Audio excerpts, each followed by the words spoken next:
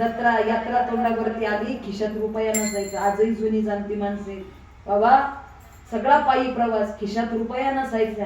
गावची यात्रा तोंडावरती आली, बापाला प्रश्न पडायचा, घरात किराणा नाही, घरात काही साहित्य नाही. अरे कशी यात्रा होणार, कशी जत्रा होणार, कसा सण होणार? रिकाम्या हाती बाजारात जायचं, पण येताना 2-2 पिशव्या भरून घेऊन यायचा. आली जत्रा गावाची, बाप बाजारला जायचा, उधार पाधार, कापड पुराणा नाहीचा, जुन्या कपड्यात बाप जत्रत फिरायचा, आमच्या सुखाची चिंता बाप मनात करायचा.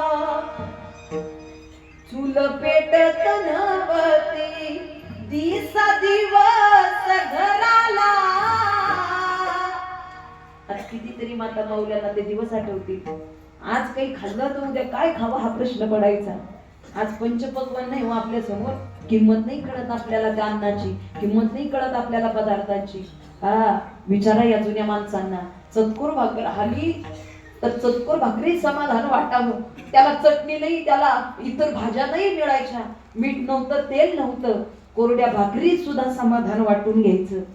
2-2 लुगड्याचं 1 लुगडं करायचं आणि ते 1 लुगडं 2-2 वर्ष वापरायचं. खरंय का खोटे? आज रोज साडी बदलली तरी आपल्याला संपणार नाही एवढ्या साड्या आहेत. कपड्याची किंमत नाही, अन्नाची किंमत नाही, वेळेची किंमत नाही. जुन्या माणसांना किंमत होती. एवढे कष्ट त्या आई वडिलांनी केलेले. चूल पेटत नव्हती दिसा दिवस घराला,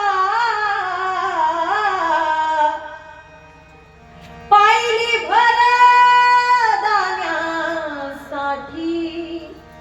बाप वनवन फिरला. किती पायली भर, किती राहतं पायली भर? एवढं. पायली भर दाण्यासाठी बाप वनवन फिरला, बाप कष्टाचा काबाडी, बाप कष्टाचा काबाडी.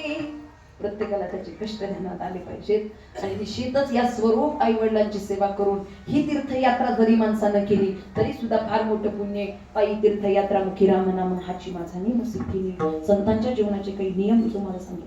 निश्चितच आपल्या जीवनामध्ये सुद्धा त्याच विचारांचं अनुकरण आचरण झालं पाहिजे. जास्त नाही, थोड्याफार प्रमाणात झालं तरी सार्थक येऊ. फक्त प्रयत्न करत चला, सातत्य ठेवा आपल्या जीवनामध्ये, चांगल्या कर्माचं आचरण करा आणि निश्चितच धर्मासाठी जागा. धर्मो रक्षिते रक्षिता. चांगल्या धर्माचं आचरण आपण जीवनामध्ये केलं पाहिजे.